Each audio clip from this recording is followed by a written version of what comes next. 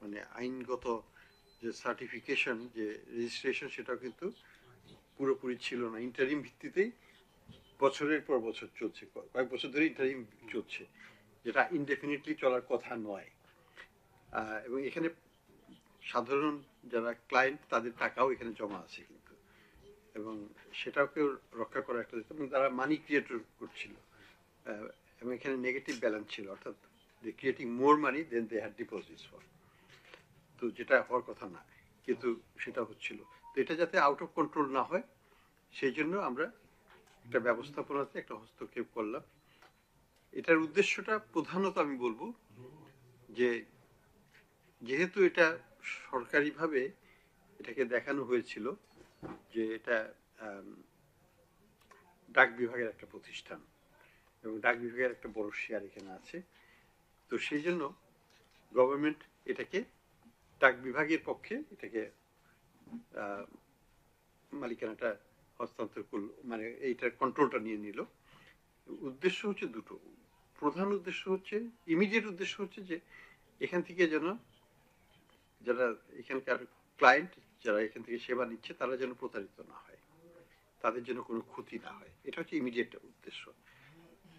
আর লঙ্গার term উদ্দেশ্য হচ্ছে, আমরা কিন্তু নগদকে ধ্বংস করতে চাই না। আমরা চাই নগদ আরো শক্তিশালী একটা প্রতিষ্ঠান হোক, নগদ যেন একটা বিকাশের মতোই একটা স্বচ্ছ, কমপ্লায়েন্ট, ইন্টারন্যাশনালি রিকগনাইজড একটা আইকনিক প্রতিষ্ঠান হোক। হ্যাঁ, বাংলাদেশের আমরা যেটাকে বলি ইউনিকর্ন প্রতিষ্ঠান কিন্তু একটাই, সেটা বিকাশ, আর কেউ নেই ওই ক্যাটাগরিতে। তো সেই ক্যাটাগরিতে আমরা এটাকে নিতে চাই। আমাদের উদ্দেশ্য হচ্ছে যে কম্পিটিশন বাড়াতে হবে এই ক্ষেত্রে, এবং যোগ্য কম্পিটিশন, নট আনফেয়ার কম্পিটিশন। নগদকে কিছু কিছু না, অনেক ফেভারেবল টার্মস দেওয়া হয়েছিল, যেমন সরকারের সব ট্রান্সফার গভর্নমেন্ট নগদের থ্রুতে দিত। এটা কিন্তু একটা মার্কেট বেস সিদ্ধান্ত না, এটা শুধু পক্ষপাতিত্ব ভিত্তিক সিদ্ধান্ত ছিল। আমরা চাই যে এটা এই ধরনের পক্ষপাতিত্ব, যে ধরনের ইন্টারভেনশন হয়েছিল সেগুলো যেন না হয়, কোনো পার্টিকুলার গ্রুপকে যেন ফেভার করা না হয়, সবাইকেই সমানভাবে, যেটাকে আমরা বলি ইভেন প্লেইং ফিল্ড, সমান্তরাল মাঠেই খেলা হবে, তারা খেলবে, সেটা একটা প্রচেষ্টা থাকবে আমাদের। তো এখন প্রাথমিকভাবে নগদের এটা হস্তান্তর করা হলো। সেকেন্ড ফেজে যেটা হবে, আমাদের সেকেন্ড ফেজটা হচ্ছে যে এটাকে সব কার্যক্রম যেভাবে চলছে সেভাবেই চলবে, কোনো ব্যত্যয় হবে না। যে ধরনের তাদেরকে বলা হয়েছে কাস্টমার সাপোর্টকে যে ইনসেন্টিভ, যে এইটা দেওয়া হবে, ডিসকাউন্ট দেওয়া হবে, সব যেভাবে আছে সব সেইভাবেই থাকবে, কোনো পরিবর্তন ইমিডিয়েটলি হবে না। এটা একটা মেসেজ দিতে চাচ্ছি। 2 নম্বর মেসেজ হচ্ছে যে আগামীতে আমরা চাইব নগদকে আরো বৃহত্তর পরিসরে, আরো বড় আকারে একটা ভালো প্রতিষ্ঠান হিসাবে, যোগ্য প্রতিষ্ঠান হিসাবে, যেটা বিকাশের মতোই স্বনামধন্য একটা প্রতিষ্ঠান হিসাবে সুপ্রতিষ্ঠিত হতে পারে, যেখানে বিদেশিরা বিনিয়োগ করবে, যেখান থেকে আমরা টেকনোলজিক্যাল সাপোর্টও নিতে পারবো, আমরা এটা নিয়ে গর্ববোধ করব, সেই জায়গাটা আমরা নগদকে নিয়ে যেতে চাই। তো আমার এই ব্যাপারে কথা হয়েছে উচ্চ পর্যায়ে, এবং সরকারের ইচ্ছা হচ্ছে, ইনক্লুডিং প্রফেসর ইউনূস সাহেবের ইচ্ছা হচ্ছে যে এটাকে আন্তর্জাতিক মানসম্পন্ন একটা প্রতিষ্ঠানে পরিণত করা, এবং গ্রাহক সেবা বেশি হবে। আমরা চাই কম্পিটিশন হোক, যত বেশি কম্পিটিশন হবে তত ভোক্তাদের জন্য ভালো। আমরা চাই যে প্রাইস কম্পিটিশনের মাধ্যমে কস্ট, মানে ভোক্তাদের যে খরচ, সেটা কমে আসুক, এবং মার্কেট পেনিট্রেশন। সত্যি কথা বলতে বাংলাদেশে আমরা এখন মনে করি বর্তমানে প্রায় দিনে মনে হয় 4,000-এর মতো ট্রানজেকশন হয়, 4,000 কোটি টাকার মতো। এখন 5-এর কাছাকাছি গেছে। তো 5 করে যদি হয়, তাহলে চিন্তা করুন মাসে কত হয়, মানে 1.5 লক্ষ কোটি টাকা। বছরে কত হয়, 18 লক্ষ কোটি টাকা। হিউজ একটা আন্ডারটেকিং কিন্তু এখানে। হ্যাঁ, এই এই জায়গাটায় কিন্তু this is not the end, this is the beginning. আমরা মনে করি এটা 18 লক্ষ না, এটা আরো 10 গুণ বাড়বে। এবং সেই জন্য দুইটা প্রতিষ্ঠানকেই কাজ করতে হবে, নগদকেও কাজ করতে হবে, বিকাশকেও কাজ করতে হবে। এবং প্রত্যেকটা প্রতিষ্ঠানই কিন্তু এখনো দে আর স্ক্র্যাচিং দেয়ার সারফেস। কেবল আমরা খালি টাকা দিচ্ছি আর নিচ্ছি, দিচ্ছি আর নিচ্ছি, এটা কোনো বিজনেস না। আসল বিজনেস হচ্ছে সব বিজনেস ট্রানজ্যাকশন, ইনক্লুডিং রিক্সাওয়ালা, পানওয়ালা, মাছ বিক্রি এবং বড় বড় সুপার মার্কেট, সব জায়গাতেই যেন মোবাইল ফোন দিয়ে নগদ বিকাশ থেকে ট্রানজ্যাকশন করা যায়। যখন ওই স্টেজে যেতে পারবো, ভলিউম তখন আকাশ ছুঁয়ে ফেলবে। তো সেটা হচ্ছে আমাদের লক্ষ্য। তো এবং ওই লক্ষ্য অর্জনের জন্য আমরা চাই কম্পিটিশন। কম্পিটিশন হলে সার্ভিস কোয়ালিটি বাড়বে, কম্পিটিশন হলে প্রাইস এটা কমে আসবে, কস্টিংটা কমে আসবে। এবং কস্টিংটাই আমরা অ্যাকচুয়ালি ডিফ্যাক্টো ইরেলিভেন্ট হয়ে যেতে পারে। কারণ আমার যদি ওয়ালেটে টাকা থাকে এবং আমি যদি ওই টাকাটা শুধু বিভিন্ন জায়গায়, আমি তো খরচই করবো, টাকা তো আর কেউ হয় সঞ্চয় করবো না খরচ করবো। তা আমি ওয়ালেটে সঞ্চয় করতে পারি এবং আমি সব জায়গায় যে খরচ করবো, আমি তো ক্যাশ আউট যে কনসেপ্টটা, এটাকে যদি আমরা মিউজিয়ামে পাঠিয়ে দিতে পারি যে কেউ আর ক্যাশ আউট করবে না, তাহলে কিন্তু কস্টিং নিয়ে আর কোনো প্রশ্ন থাকে না। থাকে আর কোনো প্রশ্ন আছে? থাকবে না। তাহলে জিনিসটা হচ্ছে যে আমাকে ওই লেভেলে নিতে হবে যখন ক্যাশ আউট আমরা দেখব না। এই লেভেলে যদি আমরা নিয়ে যেতে পারি, বুঝবো যে আমরা actually we achieve something for the economy. So আমি এই পর্যায়ে এখানেই থামবো। আমাদের উদ্দেশ্যটা আমি বললাম, এবং গ্রাহক আপনাদের মাধ্যমে আমরা প্রত্যেকটা নগদ গ্রাহককে আমরা স্বস্তির জায়গায় রাখতে চাচ্ছি, বলতে চাচ্ছি যে আপনারা যেভাবে নগদের সাথে বিজনেস করছেন সেইভাবেই করুন, কোনো কিছুর ব্যত্যয় হবে না, কোনো পরিবর্তন হবে না। যে ডিসকাউন্ট অফার করা হয়েছে সেই ডিসকাউন্ট পাবেন, যে রেট বলা আছে সেটাই থাকবে। পরবর্তীতে আস্তে আস্তে বিজনেসের সাথে এগুলোর পরিবর্তন হবে, সেটা পরবর্তীতে ইমিডিয়েট কোনো চেঞ্জ হবে না। এটা হয়তো সঙ্গত ছিল না, কিন্তু এই ধরনের প্র্যাকটিস তো বাংলাদেশে আরো অনেক ক্ষেত্রেই হয়েছে পূর্ববর্তী সরকারের সময়। এটা তো একমাত্র ব্যতিক্রম নয়। তো যাই হোক, যেটাই হয়ে থাকুক সেটাই হয়তো করা উচিত ছিল না, আমরা সেটাকে এখন শুদ্ধ করার চেষ্টা করছি। তো ইউ সাপোর্ট আওয়ার এফার্ট। এখন পেছন দিকে না থেকে সামনের দিকে আমরা তাকাবো। আমি আর অলওয়েজ বলছি যে আমরা পেছনে অত বেশি তাকাবো না, যতক্ষণ সামনে তাকাবো। সো আমাদের লক্ষ্য হবে নগদকে পুনর্গঠন করা, নগদকে উচ্চ পর্যায়ে নিয়ে যাওয়া, নগদের মধ্যে অ্যাবসলিউট 100% ট্রান্সপারেন্সি নিয়ে আসা, এবং নগদের মধ্যে আন্তর্জাতিক বিনিয়োগকে নিয়ে আসা, এবং সেটার মাধ্যমে টেকনোলজি ট্রান্সফার করে এটাকে একটা মাচ হায়ার লেভেল অফ স্ট্যান্ডার্ডে নিয়ে যাওয়া। এটা আমাদের দ্বিতীয় বিকাশ পরিণত করতে আমরা চেষ্টা করব। স্যার, আমার হচ্ছে জুবাইর হাসান। স্যার, আমি এখানে স্যার বিভিন্ন পত্রপত্রিকা দেখছিলাম যে নগদের মালিকানা নিয়ে, অর্থাৎ সরকারের পক্ষ থেকে এবং সরকারের বিভিন্ন মহল থেকে বলছিল যে এটা ডাক বিভাগের সম্পত্তি, ডাক বিভাগের প্রতিষ্ঠান। কিন্তু আমরা জানি যে ডাক বিভাগের আসলে কতটুকু রয়েছে। সব মিলিয়ে আমরা তো দু একজনের নামও শুনেছি যে এটা রাজপুত্র জয়ের এই প্রতিষ্ঠান, রাজপুত্র জয়ের দ্বারা পরিচালিত। তো যারা আসলে এই অনিয়মগুলি করেছে, বাংলাদেশ ব্যাংকের অনুমোদন ছাড়া লেনদেন করেছে, বাংলাদেশ ব্যাংকে একাধিকবার চিঠি দিয়েছে, ডাক বিভাগে আইনের কথা বলে তারা যা ইচ্ছে তাই করছিল।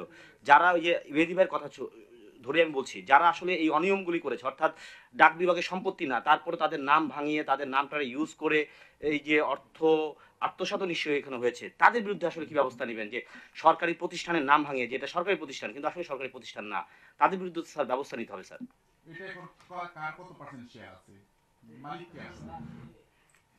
মালিক কি আসলে, সেটা তো প্রশ্ন আমাদেরও। আপনি যদি বলেন, এখানে ডাক বিভাগের শেয়ার আছে একটা বড়, কত শতাংশ? হ্যাঁ, আমি একটু বলি। এটা আসলে জিনিসটা হচ্ছে ডাক বিভাগ আমাদেরকে বলেছে এটা ডাক বিভাগের ডিজিটাল সেবা, এবং তাদের এই সেবাটা প্রদানের জন্য তারা একটা থার্ড ওয়েভ কোম্পানির নামে একটা সঙ্গে চুক্তিবদ্ধ হয়েছে 51%, 49% রেভিনিউ শেয়ারিং মডেল। তার মানে সেবাটা ডাক বিভাগের, কিন্তু আউটসোর্সিং করেছে একটা সার্ভিস প্রোভাইডার, সেটা হচ্ছে থার্ড ওয়েভ। সুতরাং এটা রেভিনিউ শেয়ারিং মডেল। সুতরাং সেবা 100% ডাক বিভাগের, এবং আমরা কিন্তু ওনারশিপটা ডাক বিভাগ। হ্যাঁ, আমরা কিন্তু পারমিশনও দিয়েছি ডাক বিভাগকে। তার সার্ভিস প্রোভাইডার হচ্ছে আউটসোর্সিং করেছে সে অন্য একটা কোম্পানির কাছে, সেইটা হচ্ছে এই সে নগদের ওনারশিপ স্ট্রাকচার। এটা ডাক বিভাগের শেয়ার মানে কি, ডাক বিভাগের মালিকানাটাই মালিকানাটাই ডাক বিভাগ। হ্যাঁ, এই মুহূর্তে এটা ডাক বিভাগের হাতে, এটা সরকারি প্রতিষ্ঠান, এটা সরকারি প্রতিষ্ঠান হিসাবে এটাকে টেক ওভার করা হলো। পরবর্তীতে সরকার এখান থেকে শেয়ার বিক্রি করে দেবে।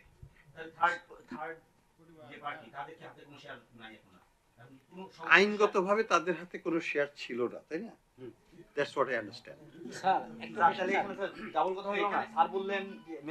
আমি একটু ক্লারিফাই করি। একটা কোম্পানিকে আমরা আউটসোর্সিং করেছি ধরেন, তো সেই কোম্পানির মালিকানা তো সেই কোম্পানির কাছে আছে। ধরেন আমি কোম্পানির মালিক, আমি চালাতে পারি না, আমি আপনাকে ডেকে বললাম যে আপনি ভাই আমার হয়ে চালিয়ে দেন, আপনাকে আমি ফি দিব, 49% দিয়ে দেবো, আপনি চালান। Sub contracting. এখন আমরা revenue sharing, profit sharing, but not ownership ও শেয়ার শেয়ারিং। ওনারশিপ কিন্তু ডাক বিভাগের 100%। সরকারের ইন্টারপ্রিটেশনে 100% মালিকানা ডাক বিভাগে। তারা শুধুমাত্র পরিচালনা পার্টনার। এক্স্যাক্টলি। তাই যদি স্যার হয় তাহলে তার এমডি সিও এই নিয়োগটা ডাক বিভাগ না করে তারা কেন নিজেরা? সেটাই তো দুর্ভাগ্যজনক, সেই কারণেই তো এটা আমাদের হস্তক্ষেপটা করাটা দরকার ছিল, আগেই করা উচিত ছিল, সেটা করা হয়নি।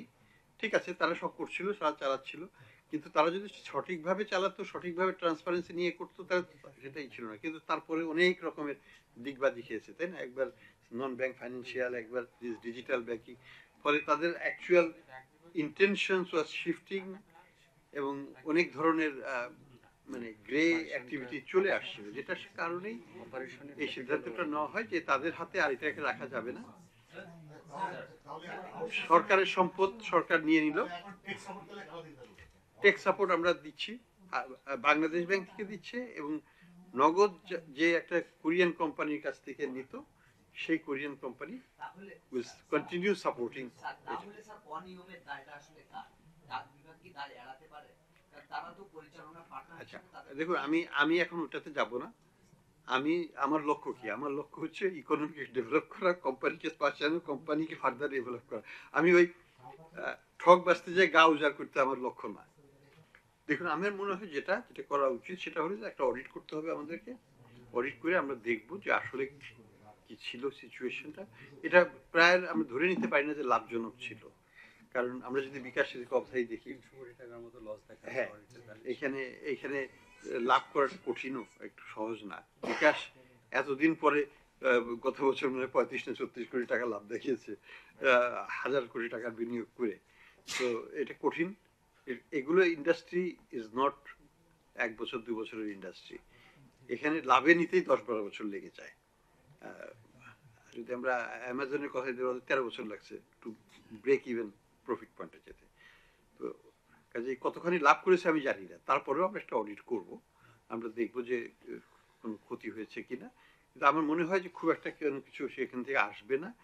যেটা হয়েছে যে তাদের যে ভবিষ্যৎ পরিকল্পনাটা ছিল সেটা নস্যাৎ হয়ে গেছে আর কি, এবং সেটাকে আমরা এখন সরকারিভাবে আমরা কিন্তু নগদকে সরকারি প্রতিষ্ঠান হিসেবে রাখতে চাই না। আমরা চাই না আরেকটা বিটিসিএল করা, আরেকটা সরকারি পাবলিক এন্টারপ্রাইজ করা।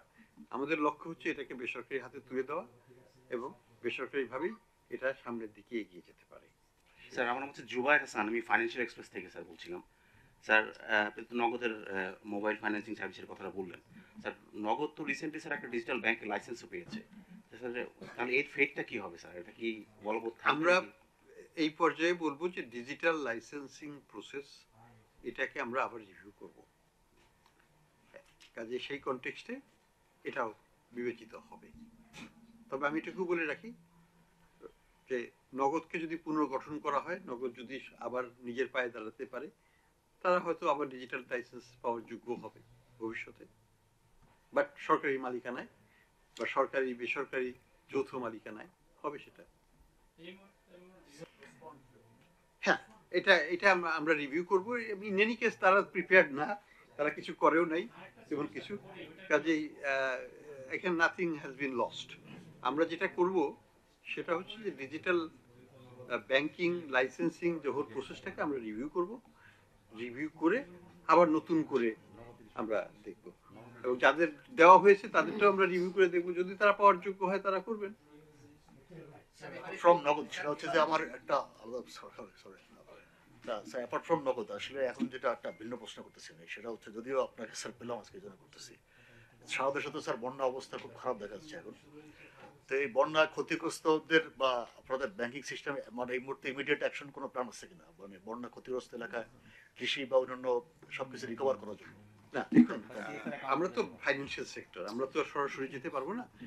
যেটা সরকারকে আমরা সাপোর্ট দিচ্ছি সেটা হচ্ছে যে সরকারের যে এগ্রিকালচারাল ইনপুটগুলো আনার দরকার, সার বিশেষ করে, সেটা কিন্তু অনেক সমস্যার মধ্যে দিয়ে যাচ্ছে, পেমেন্টস ডিফিকাল্টিজ হচ্ছে। আমরা চেষ্টা করছি সরকারকে ওইখানে সহায়তা দিতে, বাজার থেকে ডলার কিনে আমরা তাদেরকে সহায়তা দিচ্ছি, বিএডিসি কে আমরা ডলার সাপোর্ট দিচ্ছি।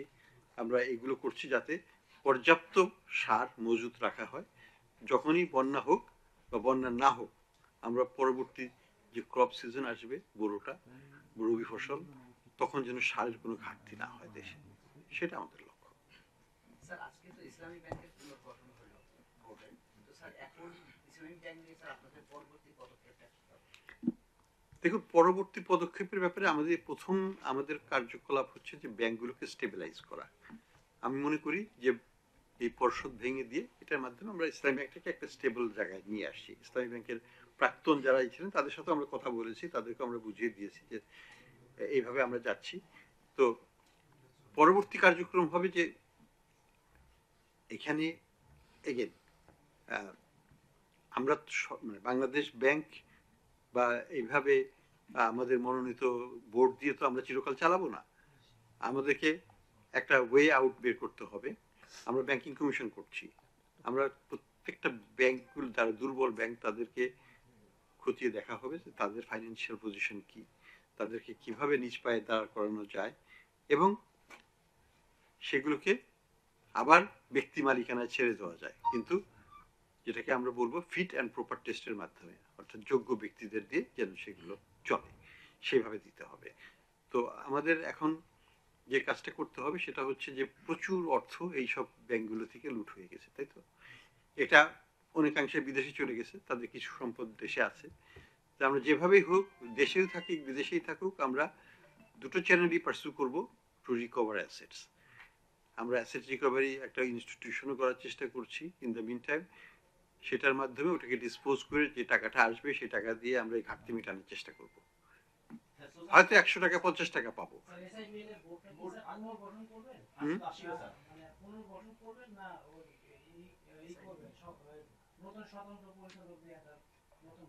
এখন তো স্বতন্ত্র পরিচালক দিয়ে ইসলামী ব্যাংক করা হলো, তাই না? স্বতন্ত্রই তো সবাই, বিকজ আগের কোন স্পন্সর সেখানে 2% শেয়ার নাই, তারা সবই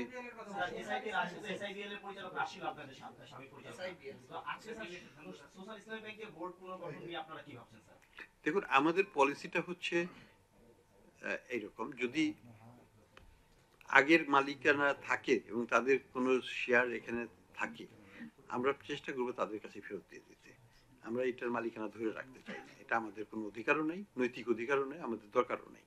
ব্যক্তি খাতের ব্যাংক ব্যক্তি খাতেই থাকুক, কিন্তু যারা দুর্বৃত্তায়ন করেছেন তাদের যে মালিকানা সেটা কম্পেনসেট করতে তো হবে, কারণ ওইটা করতে সরকারকেও ভর্তুকিটা দিতে হবে। সেই মালিকানা সরকারের কাছে থাকবে এবং সেই মালিকানার এগেনস্টে আমরা সেটাকে শেয়ার বিক্রি করতে পারি সরকার, সেখান থেকে কিছু অর্থ আসবে, তাদের সম্পত্তি অ্যাটাচ করে কিছু অর্থ আসবে, তাদের বিদেশ থেকে যদি কিছু আনা যায় সেটার মাধ্যমে আসবে, সেগুলোকে দিয়েই এই ভর্তুকি মানে যে গ্যাপ হোলটা ক্রিয়েট হয়েছে, লক্ষ লক্ষ কোটি টাকা যেটা নিয়ে গেছে বিভিন্ন প্রতিষ্ঠান ব্যক্তি বা পরিবার, সেই অর্থটা মেটাতে হবে আমাদের। আংশিকভাবে হলেও আমরা এটা চেষ্টা করব। স্যার আমার নাম অগ্রণী ব্যাংকে স্যার সেম ঘটনা গত কয়েকদিন ধরে যেটা চলছে রাস্তাঘাটে, এমডি কে আটকে রেখে দাবি আদায়ের, তারা ওখানে শুয়ে কাপড়ের কাপড় পরে শুয়ে প্রতিবাদ করতেছে, দাবি আদায় না হলেও তো বেরোতে দিবে না। স্যার আপনার আর্থিক খাতে এই যে একটা বিশৃঙ্খলা তৈরির যে একটা চেষ্টা, আপনি স্যার একটা শক্ত মেসেজ তো দিতে হবে, নাহলে তো মানুষের মধ্যে কনফিডেন্সের ঘাটতি দেখা যাচ্ছে। এই ব্যাপারে স্যার আপনি কি বলবেন? দেখুন, শান্তি শৃঙ্খলা রক্ষা করার দায়িত্ব সরকারেরও নাগরিকেরও। আমি মনে করি যে এখানে আমাদের সরকার এবং নাগরিক সমাজ সবাইকে একটু রব তুলতে হবে, এটা ঠিক না, দিস ইজ নট রাইট। একটা বিপ্লবের মাধ্যমে একটা সরকার এসছে, তাকে এইভাবে ব্ল্যাকমেইল করার চেষ্টা করাটা কোনো মতেই গ্রহণযোগ্য নয়। হ্যাঁ, যাদের গ্রিভেন্স আছে সেটা ইন্ডিভিজুয়াল কেস বাই কেস এটাকে রিভিউ করা যেতে পারে, অবশ্যই দেখা হবে, দেখতে হবে। আমরাও দেখছি, এই যে যেমন বিভিন্ন ব্যাংক কর্তৃপক্ষ আসছেন, তাদের তো এটা তো তাদের গ্রিভেন্স একটা, তাই না, যে আমাদেরকে ডিজিএফআই দিয়ে গান পয়েন্টে আমাকে বোর্ড থেকে সরিয়ে দেওয়া হয়েছে। তো এটা একটা জেনুইন গ্রিভেন্স, সেটা আমরা তাদের চেষ্টা করবো, যদি তাদের মালিকানা থাকে আমরা তাদের হাতে ফিরিয়ে দেবো, যদি মালিকানা ভবিষ্যতে ওনারা শেয়ার কিনে আসতে পারেন আমরা ওনাদের হাতে দিয়ে দেবো। যখন আমরা আমাদের শেয়ার বিক্রি করবো সরকারের, ওই এস আলম গ্রুপের শেয়ার তো সরকারের কাছে আসবে আলটিমেটলি, কারণ ওটা দিয়ে তো আমরা কম্পেনসেট করবো, তাই না? সেই শেয়ারগুলো যদি অন্য কেউ কিনে নেয়, যারা কিনবে তারাই বোর্ডে যাবেন। এখানে আমাদের কোনো পক্ষপাতিত্ব নাই, আমরা একেবারে নির্মমভাবে করব, যাদের শেয়ার থাকবে তারাই বোর্ডে যাবেন। স্যার কিন্তু একটা জিনিস আমরা এই করবো, যে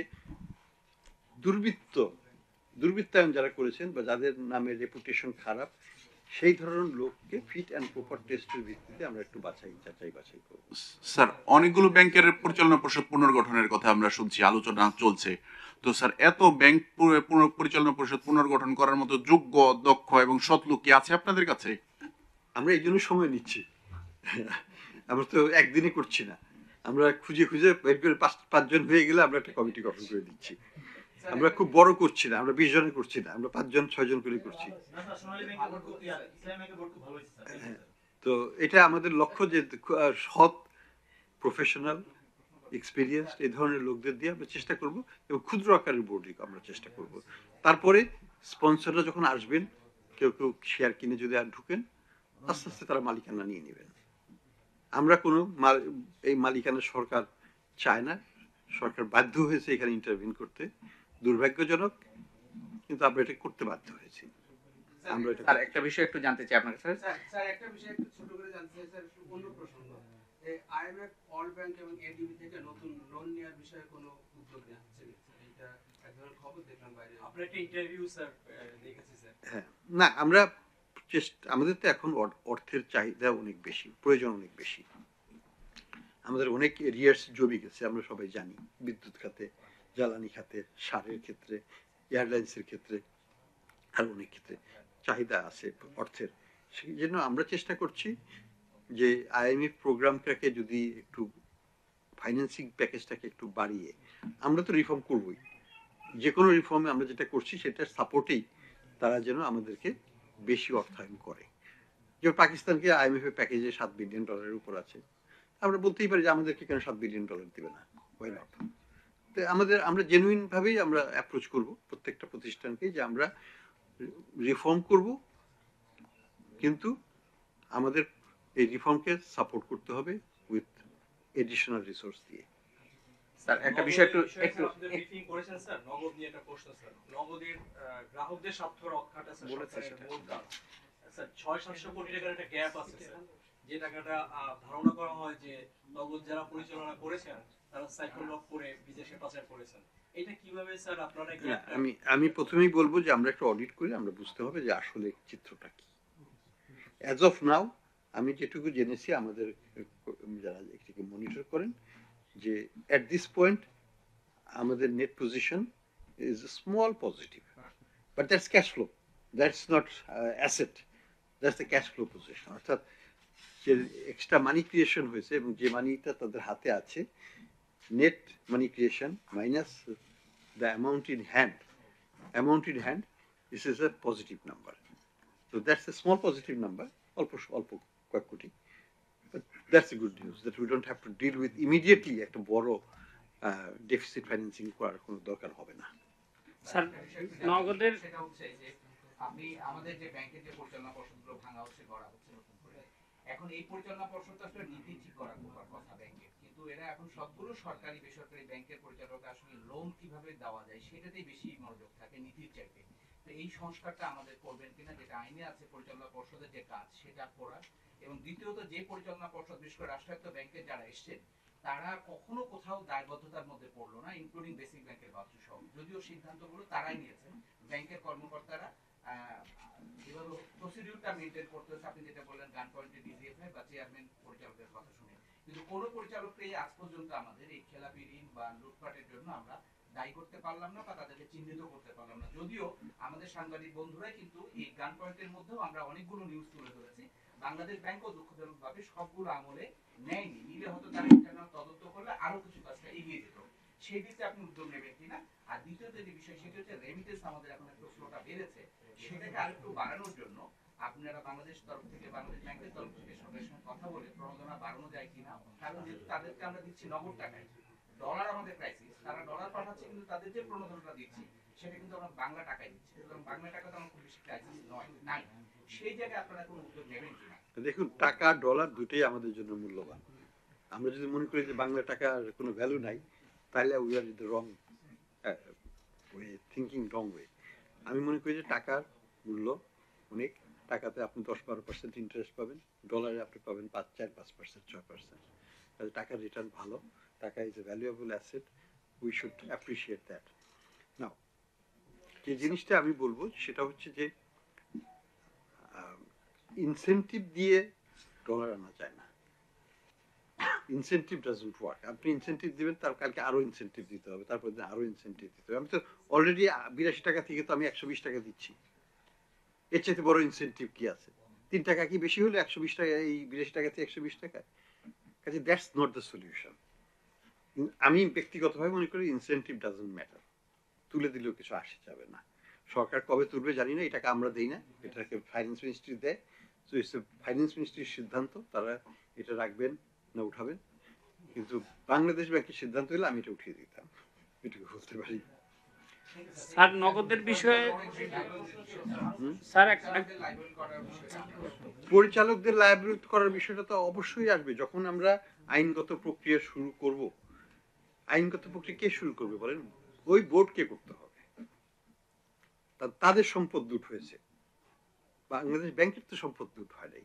আমাকে প্রক্রিয়াগতভাবে ভাবতে হবে, আমি বোর্ডটা আগে কনস্টিটিউট করি, তারাই এটাকে আইনগতভাবে দিবে। আমরা সরকার সেখানে সহায়তা দিবে, সরকার সেখানে টেকনিক্যাল সাপোর্ট দেবে, সরকার সেখানে দুর্নীতি বিরোধী অভিযানের পার্ট হিসেবে একটা পার্টি হবে। কিন্তু আইনগত এটা তো দাখিল করতে হবে ওনাদেরকে, তাই না? স্যার নগদের সাথে যারা দুর্নীতিতে জড়িত ছিল স্যার, সেটা তো আমরা জানি কেন প্রয়োগ করতে পারে নাই, সেটা নিয়ে আর আলাপ করে কোনো লাভ আছে বলেন? স্যার স্যার আমার একটা প্রশ্ন আছে স্যার।